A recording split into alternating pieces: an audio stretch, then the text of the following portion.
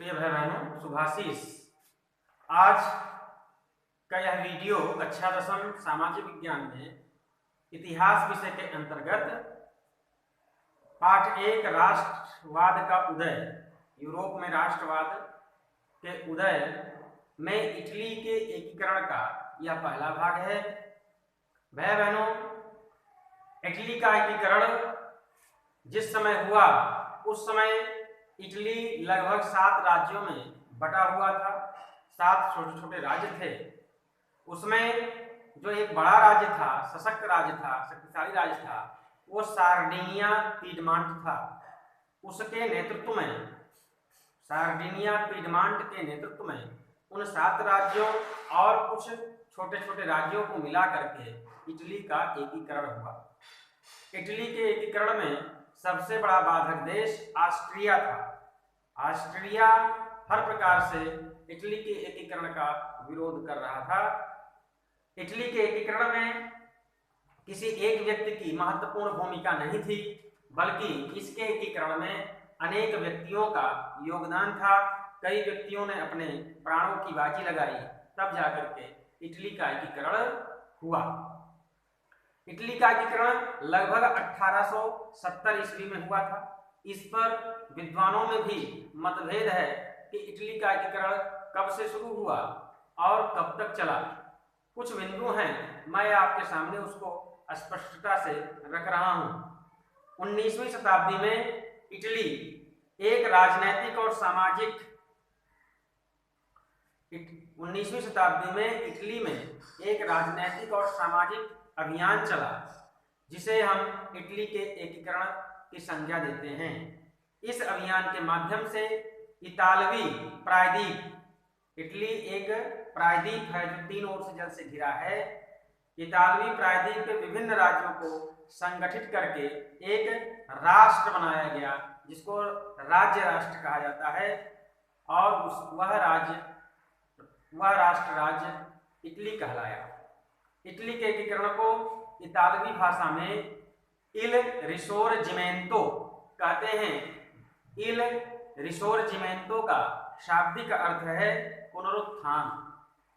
इस अभियान के शुरुआत और अंत में इतिहासकारों में परस्पर मतभेद है कि यह अभियान यानी पुनरुत्थान का अभियान कब शुरू हुआ और कब खत्म हुआ, किस प्रकार से शुरू हुआ। इटली के एकीकरण की शुरुआत ऐसा माना जाता है कि 1815 ईस्वी में इटली पर जब नेपोलियन बोनापार्ट के राज्य का अंत हुआ, उस समय इटली के एकीकरण की शुरुआत हुई। वहीं वियना यानी ऑस्ट्रिया की राजधानी वियना में सम्मेलन हुआ और वियना सम्मेलन के बाद ही इटली के एकीकरण की शुरुआत मानी जाती है। लेकिन कुछ विद्वान इस प्रदेश के एकीकरण की शुरुआत 1870 ईस्वी के बाद मानते। वैसे जब नेपोलियन का शासन था पूरे फ्रांस पर और फ्रांस के इर्द गिर्द जितने भी राज्य छोटे छोटे थे, तो नेपोलियन ने यद्यपि लोकतंत्र को भंग कर दिया था, परंतु वो छोटे छोटे राज्यों को एकत्रित कर दिया, एक बड़े राज्य में बदल दिया था, परिवर्तित कर दिया था, जिससे प्रशासन चलाना आसान हो जाए। ऐसे ही जर्मनी के एकीकरण की बात जब थी, तो जर्मनी लगभग 300 छोटे छोटे प्रांतों का एक समूह था और नेपोलियन ने उसे 39 राज्यों में बांट दिया था। ऐसे ही इटली भी कई राज्यों का एक समूह था, कई छोटे छोटे प्रांतों का एक समूह था और उसे 7 राज्यों में नेपोलियन ने ही डिवाइड किया था। और उन 7 राज्यों का भी एकीकरण 1870 ईस्वी के बाद प्रारंभ हुआ। इटली के एकीकरण में प्रमुख व्यक्तियों का योगदान।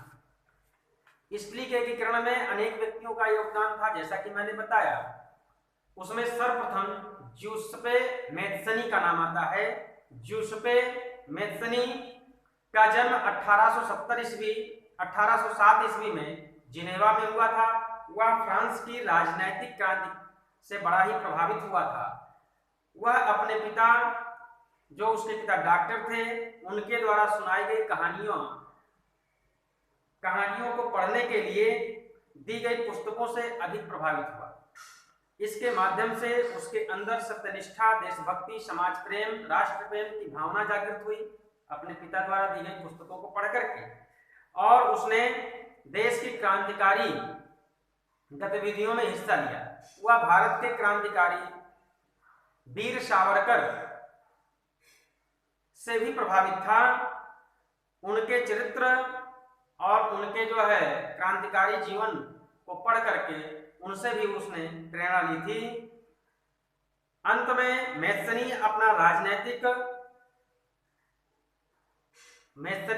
जो लाला लाजपत राय थे और वीर सावरकर थे, लाला लाजपत राय और वीर सावरकर को वह अपना राजनीतिक गुरु माना, जो भारत के क्रांतिकारी थे।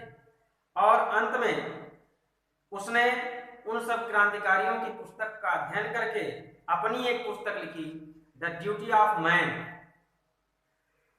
मैसनी अपनी योग्यताओं व कठिन परिश्रम के बल पर इटली का श्रेष्ठ राजनेता व पत्रकार बना तथा एकीकरण का प्रमुख कार्यकर्ता बना। उसने भूमिगत समाज अर्थात जो दबे कुचले वर्ग के लोग थे, निम्न वर्ग के लोग थे, उनका संगठन किया। इस क्रम में उसने इन वर्गों को, दबे कुचले वर्गों को दो भाग में बांटा। पहला मार्सेल्स में यंग इटली का गठन किया, दूसरा यूरोप के बर्न में युवा यूरोप या यंग यूरोप का गठन किया। ऐसे दो प्रकार के संघ उसने बनाए। इस प्रकार उसने क्रांति की इस लड़ाई में इटली के एकीकरण के लिए युवाओं के संगठन पर ध्यान दिया। इसलिए मैथ्सनी को इटली का स्पंदित हृदय, धड़कता दिल भी कहा जाता है। इसके अतिरिक्त कल के वीडियो में आपको इटली के एकीकरण की अन्य बातों को बताया जाएगा। आज के लिए इतना ही, धन्यवाद।